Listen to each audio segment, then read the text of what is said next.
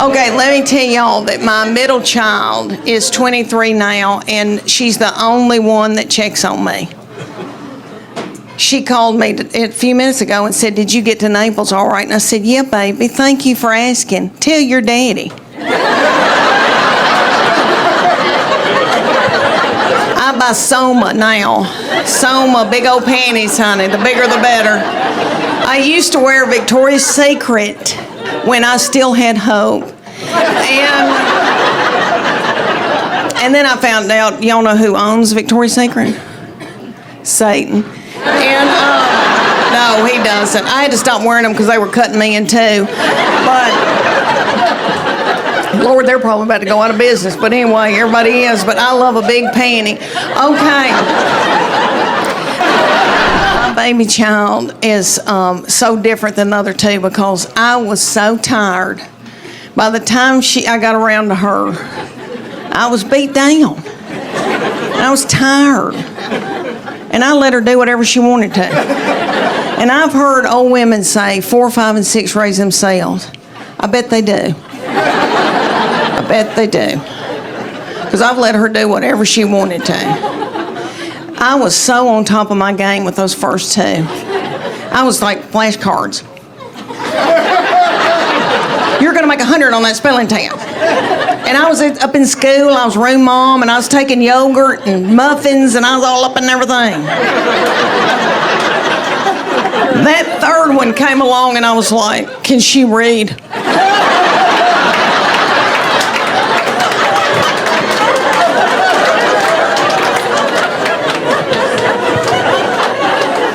Let me tell y'all that my people are down in Middle Tennessee. I told y'all farming people, and I was raised old-timey Methodist. And my people are kind of superstitious, and there was like no gambling. You could play rook. There was no alcohol in our house. Never had alcohol until we were trying to get her married off. And she married this hoop-de-doo man that owned part of a winery, and so we all started drinking. And my little mama had never had alcohol, and she drank a glass of wine and got out of my car, and she goes, "I can't feel my arms." But there was no cussing in my family. They didn't want any ugly language, so I brought that into my marriage, and my husband's people say ugly words. So I said to him, "We're not going to have any cussing in this house." And I said to these children, I go, "Nobody's going to say anything ugly. You can't even say stupid. You can't call anybody stupid. You can't say but. If you do, you're going to be in deep doo-doo."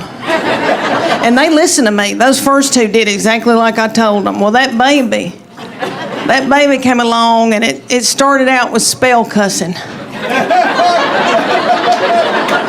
She'd come in a room and say, "What the H?"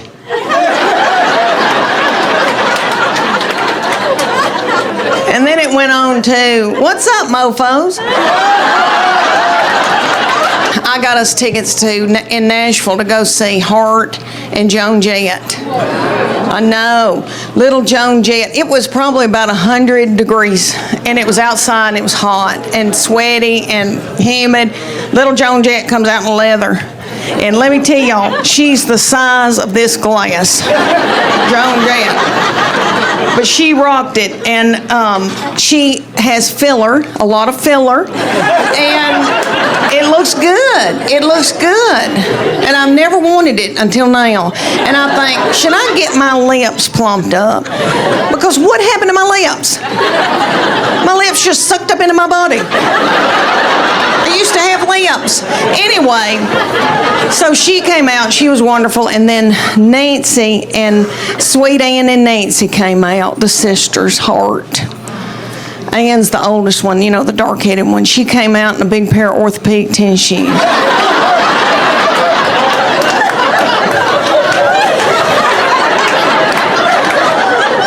That's how she looked. You can tell she was hot and it felt good. And she was pissed. And she had on a long-sleeve dress, and I get it, I don't want to show my arms either. She had on a long-sleeve dress. It was 100 degrees in Nashville at night, humid, sweaty. She had on pantyhose with those big orthopedic, I know, and I thought, what in the world? And then I thought, compression, she's got on compression hose.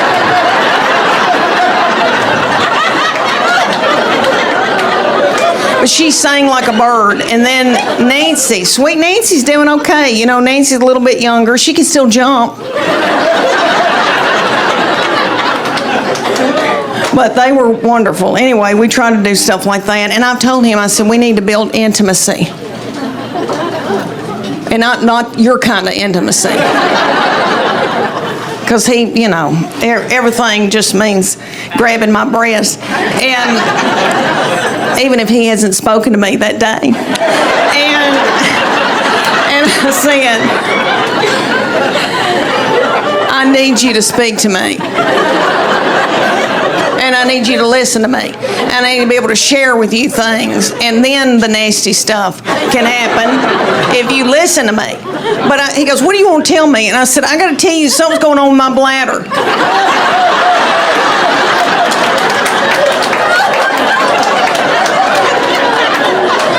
He said, I don't want to know. I don't want to know.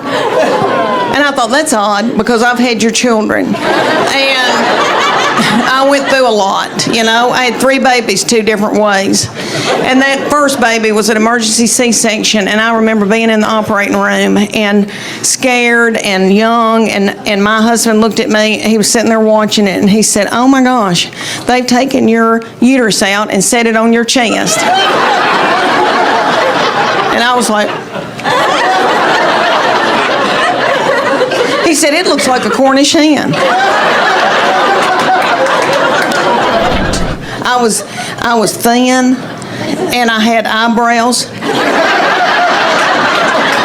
And my husband was so tickled with me that he bought me presents for no reason, no special occasion. I guess you boys know what he was after. He got it. So now, and that was sinful. It was the 80s. So I had a bunch of kids by him, and married him, had a bunch of kids, and then now, Lord, we've been married, it'll be 28 years in April. Thank you. Thank you. Thank you, y'all. I truly believe that he would not pull me out of a burning vehicle.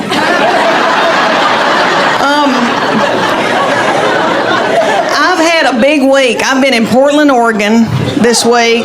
Yeah, and they're so weird. And the little guy that introduced me did not identify as human. And so he had to introduce me as a wife and mother, and that was hard. But anyway, I've been in Portland, and then I was in Tampa last night. I know, and they were darling. And then I go to Orlando tomorrow night, and then I go home. But anyway, I hope that I can remember what I'm saying, because I've been going and working a lot, and I am in full menopause. I do a podcast called Sweaty and Pissed.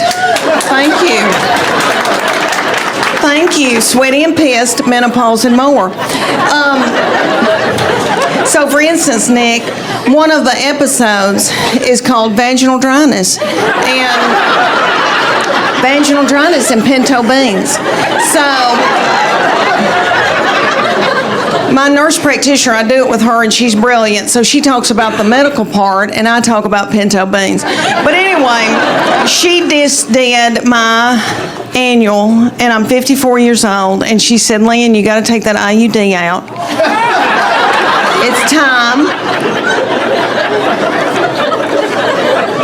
You're old and crusty, and you don't need it anymore. And it hurt my feelings, because I always thought I'd be able to have children as long as I lived, which was crazy, because I'm 54, I'd leave a baby at Target by accident. But anyway, she put on a big headlamp, went in and got it, and then let me borrow it later for a hike.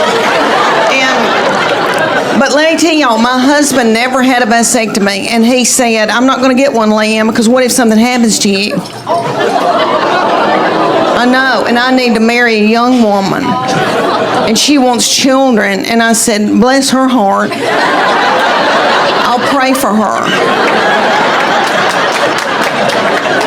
Please don't put a tight budget on her like you have me.